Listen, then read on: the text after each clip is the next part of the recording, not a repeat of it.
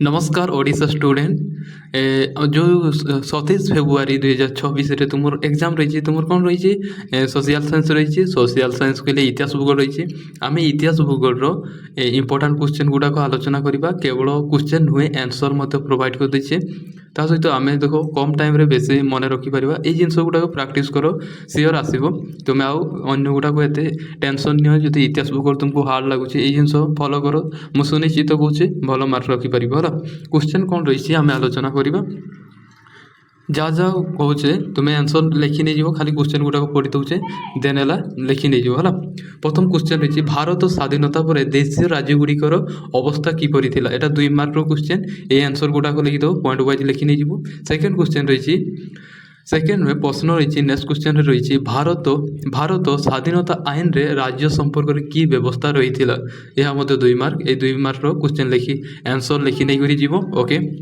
Next question को जीव जूनागढ़ देशीय राज्य किपरि भारत रे मिसिला थाले यह 3 मार्क है युड़ाक आंसर लिखि नहीं जाओ एवं प्राक्टिस करो तुम सुनिश्चित कौचे पढ़वार बहुत चांसेस अच्छे ओके युड़ाक सिलेक्टिव क्वेश्चन एवं क्वेश्चन नेक्स्ट क्वेश्चन कौन रही बेटी और भेटी मध्य पार्थक्य कौन यह तुमको लिखा पड़ो ओके युड़ाक लिखिदे आंसर लिखि नहीं कर हाँ नेक्स्ट क्वेश्चन को जीवा पूर्व जो मैंने बीएससी ओडिशा को सब्सक्राइब कर न देख तुम्हें सब्सक्राइब कर यही परीक्षा वीडियो यही परीक्षा नोट भी पाइपर सिलेक्शन भी पाइपर तेणु सर्वप्रथमें पाइपर तेणु सब्सक्राइब कर ओके नेक्स्ट क्वेश्चन रही देखो 4 मार्क क्वेश्चन आलोचना करवा 1936 एप्रिल 1 तारिख रे ओडिशा प्रदेश गठन किपरि हैला तुमको आंसर लिखि नेबार अछि ओके युड़ाक देखो पॉइंट वाइज लिखिचे धीरे धीरे नौचे स्क्रॉल करुचे लिखि नहीं जाओ है नेक्स्ट क्वेश्चन कौन रही देखो निर्वाचित सरकार गठन होगा पर्यंत नूतन ओडिशार शासन पर की पदक्षेप नि ओके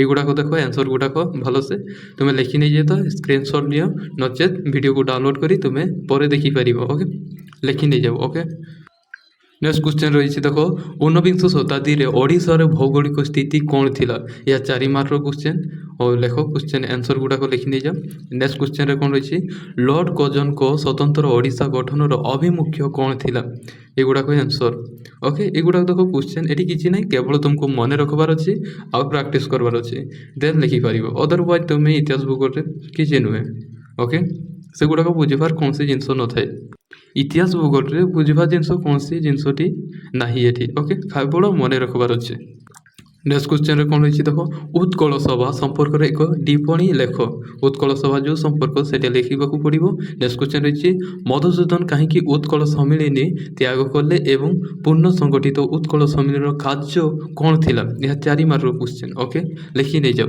देखो सिलेक्शन टिके बेसी तुमको पढ़ा पड़ो नचे तुम्हें माने आम जो क्वेश्चन गुड़ाक माने पढ़ार संभावना बहुत कम माने मात्र 2टा करें बहुत असुविधा हम तेणु युड़ाक प्राक्ट सुनिश्चित कर ओके केवल पढ़ी दियो देन है तुमको है मन घुसवा को ना केवल तुम्हें ट्राए कर केमती कि कौन कौन प्रोसेस थिला केमती थिला से गुड़ाक केवल मन रखबार अच्छे आ मसीहा गुड़ाक ओके तापर क्वेश्चन रही 19 शताब्दी में ओडिशा रे उच्च शिक्षा नहीं हाँ 19 शताब्दी में ओडिशार उच्च शिक्षा विकास और ताहार फलाफल आलोचना करो 4 मार्क क्वेश्चन नेक्स्ट क्वेश्चन रही ओडिया बंगला भाषा विवाद किपरि ओडिशा रे जातीय चेतना सृष्टि करिबारे सहायता करिथिला ओके क्वेश्चन नेक्स्ट क्वेश्चन रही कैबिनेट मिशन मुख्य प्रस्ताव गुड़िक कौन थिला एगुड़ाक आंसर लिखि नहीं जाओ ओके नेक्स्ट क्वेश्चन रही माउंटेन बार्डन को योजना रे भारत विभाजन संपर्क में कौन प्रस्ताव थिला युड़ाक देखो आंसर गुड़ाक भलसे देखो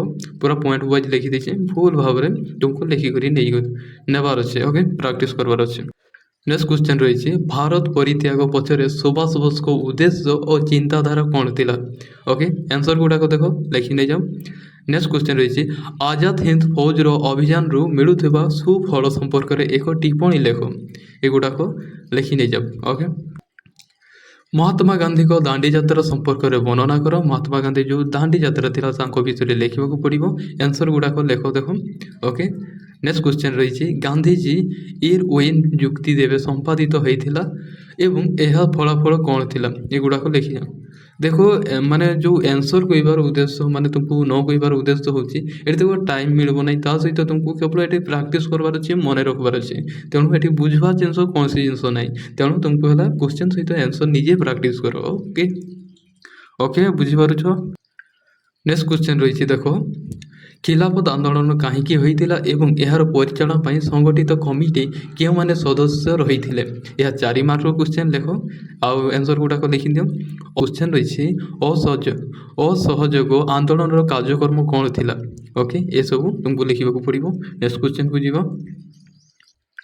କ୍ୱେଶ୍ଚନ୍ ରହିଛି ଦକ୍ଷିଣ ଆଫ୍ରିକାରେ ଭାରତୀୟମାନେ ଶ୍ଵେତାଙ୍ଗମାନଙ୍କ ଦ୍ୱାରା କିପରି ଅତ୍ୟାଚାରିତ ହେଉଥିଲେ? এটা ବହୁତ important question. Okay, next question ରହିଛି ଦେଖ, ରାଉଲାତ ଆଇନ କ'ଣ ଏବଂ ଏହା ବିରୋଧରେ ଭାରତୀୟମାନଙ୍କର ପ୍ରତିକ୍ରିୟା କିପରି ପ୍ରତିଫଳିତ ହୋଇଥିଲା? ଓକେ, ଆନ୍ସର ଗୁଡ଼ାକ ଭଲସେ ଲେଖି ନେଇକରି ଯାଉ, ପୁରା ସ୍ପଷ୍ଟ ଦେଖାଯାଉଛି ତ? ଯେମିତିକି ସୋସିଆଲ ସାଇନ୍ସଟାକୁ ଯେମିତି ତୁମେ ବେଷ୍ଟ ନମ୍ବର ରଖିବାକୁ ଚାହିଁବ ହେଲା, ତୁମକୁ ବହୁତ ମେହନତ ଲାଗିଛି ତୁମକୁ ଏଇ ଜିନିଷ କରିବା ପାଇଁ, ତେଣୁ ବହୁତ କର ହେଲା। ତୁମେ ବି ଭଲ କଲେ ତୁମେ ବି ଖୁସି ଥିଲେ, ମୁଁ ବି ଖୁସି। Okay, be all the best. ବର୍ତ୍ତମାନ ଯିବା ଯେଉଁ ଇତିହାସ କହିଦେଲେ, ଏବେ ଯିବା ଭୂଗୋଳର ସବୁଠୁ ଇମ୍ପୋର୍ଟାଣ୍ଟ କ୍ୱେଶ୍ଚନ୍ ଗୁଡ଼ାକ କ'ଣ ରହିଛି। ବନ୍ୟା ସମସ୍ୟାରେ ଘର ଛାଡ଼ିବା ପୂର୍ବରୁ କେଉଁ କାର୍ଯ୍ୟ ପ୍ରତି ସତର୍କ ରହିବା ଜରୁରୀ? ଓକେ, ଏଗୁଡ଼ାକ ଲେଖିଦିଅ। ଏବଂ କ'ଣ ଆସିପାରେ କ୍ୱେଶ୍ଚନ୍ ଦେଖ, ଗ୍ରୀଷ୍ମ ପ୍ରଭାବରୁ ନିଜକୁ ଦୂରେଇ ରଖିବା ପାଇଁ କେଉଁ କେଉଁ ପ୍ରତିକ୍ରିୟା ବ୍ୟବସ୍ଥା ଗ୍ରହଣ କ୍ୱେଶ୍ଚନ୍ ରହିଛି ଗ୍ରୀଷ୍ମ ପ୍ରଭାବରୁ ନିଜକୁ ଦୂରେଇ ରଖିବା ପାଇଁ କେଉଁ କେଉଁ ପ୍ରତିକ୍ରିୟା ବ୍ୟବସ୍ଥା ଗ୍ରହଣ କରାଯିବ? ଏଇଗୁଡ଼ାକ ପଏଣ୍ଟ ୱାଇଜ୍ ଲେଖିଛି, ପୁରା ସ୍ପଷ୍ଟ ଦେଖାଯାଉଛି ତ? ଓକେ, ଭାରତର ରେଳ ପରିବହନ କ୍ଷେତ୍ରରେ ଉନ୍ନତି ପାଇଁ ସରକାର କେଉଁ ବ୍ୟବସ୍ଥା ଗ୍ରହଣ କରିଛନ୍ତି ଉଲ୍ଲେଖ କର। ଏ ମଧ୍ୟ 4 ମାର୍କର କ୍ୱେଶ୍ଚନ୍। ଓକେ, ନେକ୍ସଟ କ୍ୱେଶ୍ଚନ୍ ରହିଛି, ଏଇ ଆନ୍ସର ଗୁଡ଼ାକ ଲେଖି ନେଇଯାଉ। ଦେଖ ଟିକେ ଜଲ୍ଦି ଯାଉଛେ, ଫାଷ୍ଟ ଯାଉଛେ, କାରଣ ହେଉଛି ବହୁତ ଜିନିଷ କରାଇବାର ଅଛି। ପଢ଼ିକରି ତୁମେ ତୁମକୁ ବହୁତ ଇଜି ୱାର୍ଡ଼ରେ ତୁମକୁ ଏକ୍ସପ୍ଲେନ୍ କରାଯାଇଛି, ବହୁତ ଇଜି। ଓକେ, ଭାରତର ଯୋଗାଯୋଗ ବ୍ୟବସ୍ଥା ବିଷୟରେ ସଂକ୍ଷେପରେ ଉଲ୍ଲେଖ କର। ଏହା ମଧ୍ୟ ତୁମକୁ 4 ମାର୍କର କ୍ୱେଶ୍ଚନ୍, ପଢ଼ି ନେଇକରି ଯାଉ। ନେକ୍ସଟ କ୍ୱେଶ୍ଚନ୍ ରହିଛି ସ୍ଥାନାନ୍ତରିତ କୃଷିର ବିଶ୍ଳେଷଣ ଗୁଡ଼ିକ ଉଲ୍ଲେଖ କର। ସ୍ଥାନାନ୍ତରିତ କୃଷି କିପରି ସେଗୁଡ଼ାକ ତୁମକୁ ଉଲ୍ଲେଖ କରିବାର ଅଛି, ଯାହାକି ତୁମକୁ 4 ମାର୍କର ଆନ୍ସର। ନେକ୍ସଟ କ୍ୱେଶ୍ଚନ୍ ରହିଛି ଭାରତର ଆଖୁ ଚାଷ ବିଷୟରେ ଏକ ବିବରଣୀ ଦିଅ। ଏଗୁଡ଼ାକ କୃଷିରୁ ଆସିଛି, ଏଗୁଡ଼ାକ 4 ମାର୍କ ବୋଲି ଆସିବ ନାହିଁ, 3 ମାର୍କ ବି ଆସିପାରେ। ଓକେ, ସେଥିପାଇଁ 4 ମାର୍କର କ୍ୱେଶ୍ଚନ୍ ତିଆରି କରାଯାଇଛି, ତେଣୁ ତୁମକୁ ଏଗୁଡ଼ାକ 3 ମାର୍କ ବି ଆସିବ, 4 ମାର୍କର ବି ଆସିପାରିବ ହେଲା। ଓକେ, ଯେଉଁଟା ଭାରତରେ ଆଖୁ ଚାଷ ବିଷୟରେ ଏକ ବିବରଣୀ ଲେଖ। ଏଗୁଡ଼ାକ ସବୁଠୁ ଇମ୍ପୋର୍ଟାଣ୍ଟ। ଦେଖ ତୁମେ ଯେଉଁ 27 ଫେବୃଆରୀ ଏକ୍ଜାମ୍ ଦେବ, ତୁମେ ବହୁତ ଭଲ ନମ୍ବର ରଖି ଆଣିପାରିବ। ମୁଁ କେବଳ କ୍ୱେଶ୍ଚନ୍ ଗୁଡ଼ାକ ଦେଉଥିଲି, ଆନ୍ସର ଦେଉନଥିଲି, ତେଣୁ ତୁମର ବହୁତ ଅସୁବିଧା ହେଉଥିଲା। ଏବେ ପୁରା ଆନ୍ସର କ୍ୱେଶ୍ଚନ୍ ସହିତ ଆନ୍ସର ଦେଉଛେ, ତେଣୁ କୌଣସି ଅସୁବିଧା ହେବ ନାହିଁ। ଓକେ, ଚା ଚାଷ ପାଇଁ ଅନୁକୂଳ ଜଳବାୟୁ ମୃତ୍ତିକା ଏବଂ ବିବରଣୀ ସମ୍ବନ୍ଧରେ ଲେଖ, ଯାହାକି 4 ମାର୍କର କ୍ୱେଶ୍ଚନ୍। ଓକେ, ପୁରା ପଢ଼ିକରି ଯାଉ, ଏକା ଆନ୍ସର ପୁରା ଲେଖ ହେଲା, ହାତରେ ପୁରା ପେକ୍ କରିଦିଅ, ପ୍ରାକ୍ଟିସ୍ କର। ଆଜି ରହିଛି, ଆଜି ଦିନ ଗୋଟା ତୁମକୁ ପ୍ରାକ୍ଟିସ୍ କରିବାର ଅଛି। ଓକେ, ବର୍ତ୍ତମାନ କ୍ୱେଶ୍ଚନ୍ ରହିଛି କାଶ୍ମୀରର ବିବାଦ ବିଷୟରେ ସଂକ୍ଷେପରେ ଲେଖ। ଓକେ, ଏହା 3 ମାର୍କର କ୍ୱେଶ୍ଚନ୍, ଏଗୁଡ଼ାକ ପଢ଼ି ନେଇଯାଅ, ଧୀରେ ଧୀରେ ସ୍କ୍ରଲ୍ କରୁଛେ। ଏବଂ ନେକ୍ସଟ କ୍ୱେଶ୍ଚନ୍ ଯିବା, ପଞ୍ଚଶୀଳ ନୀତି କ'ଣ? ଏହା ମଧ୍ୟ 3 ମାର୍କର କ୍ୱେଶ୍ଚନ୍, ତୁମେ ଆଲର୍ଟ କର, ଜଲ୍ଦି କର। ଓକେ, ଲେଖି ନେଇଯାଅ। ତାପରେ ରହିଛି କ୍ୱେଶ୍ଚନ୍ ଗୋଷ୍ଠୀ ନିରପେକ୍ଷତା କହିଲେ କ'ଣ ବୁଝ? ଓକେ, ଏସବୁ ହେଲା ଯେଉଁ ତୁମ ଶେଷରେ ରହିଛି ଚାପ୍ଟର ଗୁଡ଼ାକରେ ଅଛି, ଏଇଗୁଡ଼ାକ ସିଲେକ୍ସନ୍ ଗୁଡ଼ାକ ସେଇ ବିଷୟରୁ ଆସିଛି ହେଲା। ତାପରେ କ୍ୱେଶ୍ଚନ୍ ରହିଛି ମତଦାତାଙ୍କ ନିର୍ବାଚନ ପରିଚୟ ପତ୍ର କ'ଣ?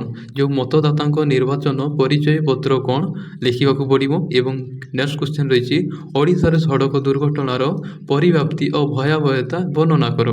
ଓକେ, ଏହା ମଧ୍ୟ ବହୁତ ଇମ୍ପୋର୍ଟାଣ୍ଟ, 3 ମାର୍କର କ୍ୱେଶ୍ଚନ୍। ତାପରେ କ୍ୱେଶ୍ଚନ୍ ରହିଛି ସଡ଼କ ପରିବହନ ବ୍ୟବସ୍ଥା କହିଲେ କ'ଣ ବୁଝ?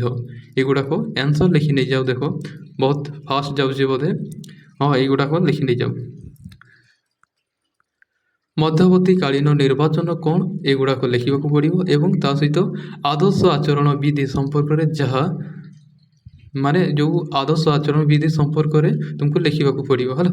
3 ମାର୍କର କ୍ୱେଶ୍ଚନ୍ ଏହା ଥିଲା ତୁମର ସବୁଠୁ ଇମ୍ପୋର୍ଟାଣ୍ଟ ଏବଂ ସିଲେକ୍ଟିଭ୍ କ୍ୱେଶ୍ଚନ୍, ତେଣୁ ପ୍ରାକ୍ଟିସ୍ କର, ବହୁତ ଭଲ ନମ୍ବର ରଖିବ। ଓକେ, 27 ତାରିଖ ପାଇଁ best of luck my dear Odisha student. ଧନ୍ୟବାଦ।